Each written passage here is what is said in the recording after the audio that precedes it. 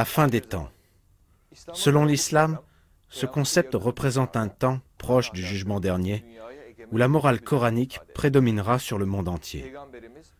Le prophète Mohammed, paix et bénédiction sur lui, l'a raconté avec des détails importants dans les hadiths, c'est-à-dire ses paroles.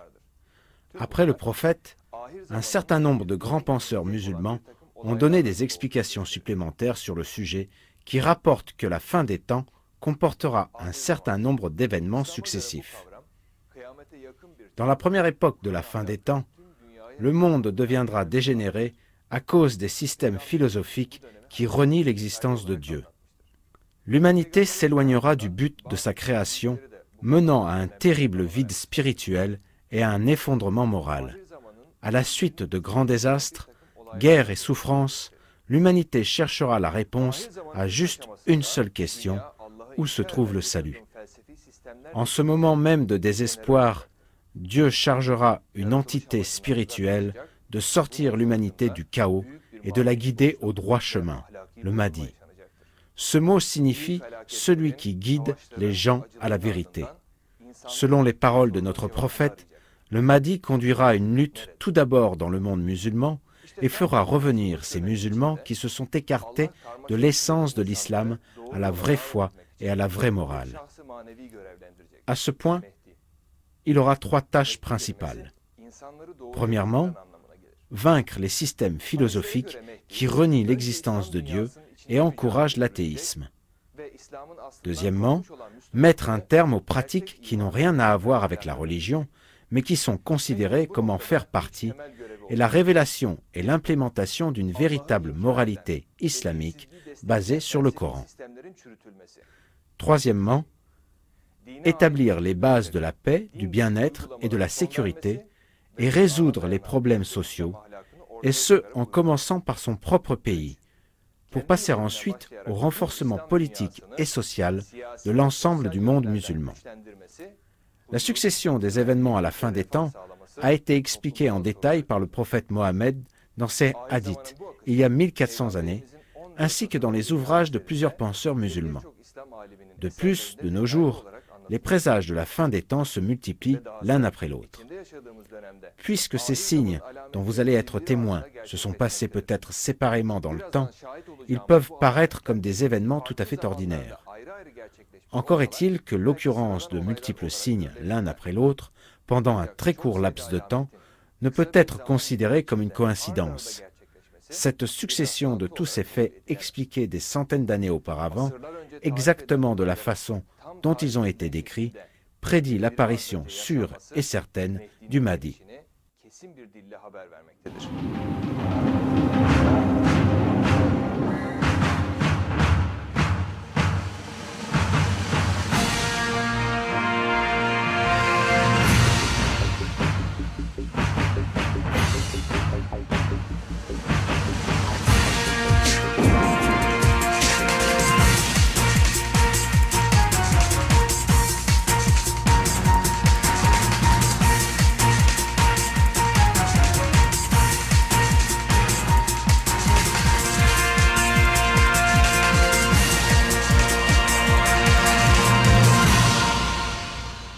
La fin des temps et le Mahdi.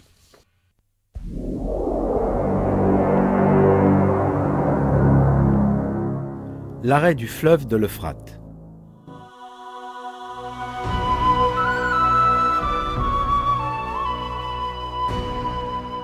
L'arrêt du fleuve de l'Euphrate est l'un des signes du Mahdi.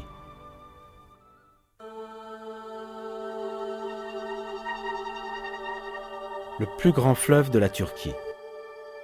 L'Euphrate.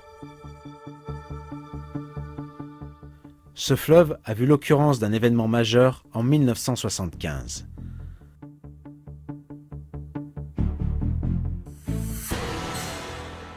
Le barrage géant de Kéban, haut de 210 mètres, a coupé le flux de l'Euphrate. En d'autres termes, il l'a arrêté.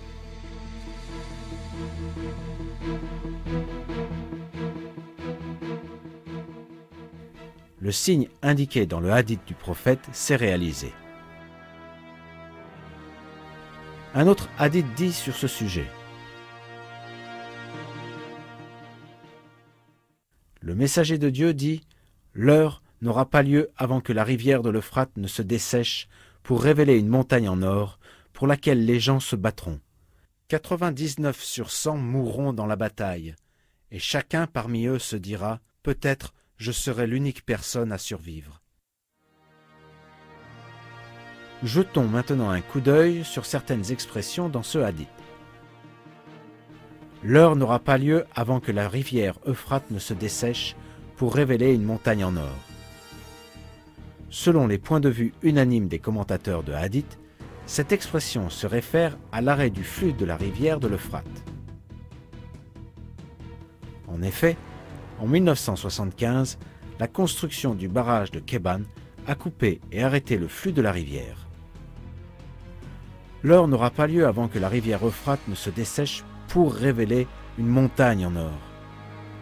Grâce à la construction de ce barrage similaire à une montagne haute de 210 mètres, la terre dans cette région est devenue aussi précieuse que l'or, pour des raisons telles que la production de l'électricité, l'amélioration de la fertilité grâce à l'eau rassemblée dans le barrage et l'amélioration de la facilité des transports.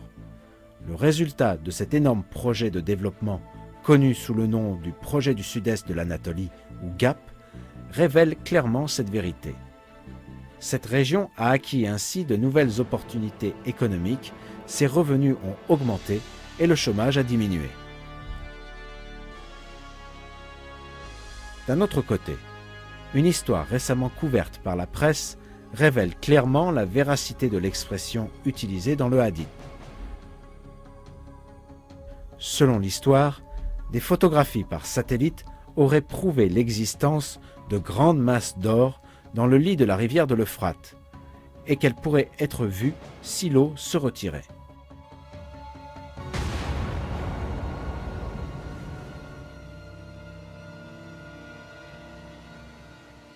Pour laquelle les gens se battront. Cette expression dans le hadith se réfère à une bataille dans laquelle beaucoup de gens meurent. Les propriétaires des terres dans cette région ont subi de terribles pertes à cause de l'anarchie qui a eu lieu tout au long de la longue période de terreur là-bas, et beaucoup de gens ont perdu leur vie. En résumé, les déclarations dans le hadith se sont réalisées l'une après l'autre et ont été vécues tout comme il a été révélé dans le hadith.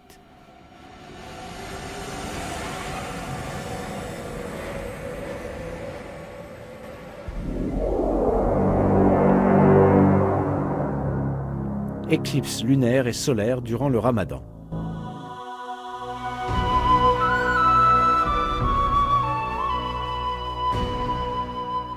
Il y aura 2 éclipses durant le Ramadan avant que le Mahdi n'émerge.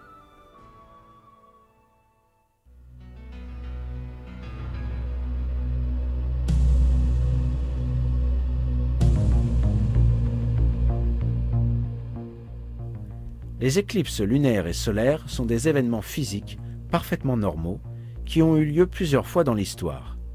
Toutefois, ils avaient été beaucoup moins fréquents en comparaison avec la manière dont ils ont été décrits dans le hadith. Ces moins fréquents événements sont en fait arrivés très récemment et sur 2 années successives.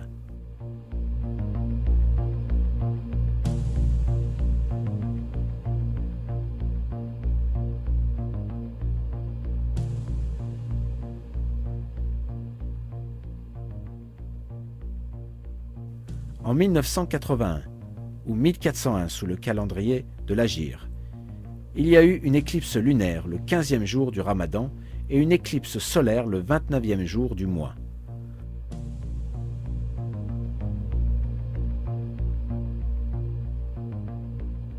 En 1982, ou 1402 selon l'Hégire, il y a eu une éclipse lunaire le 14e jour du Ramadan et une éclipse solaire le 28e jour du mois.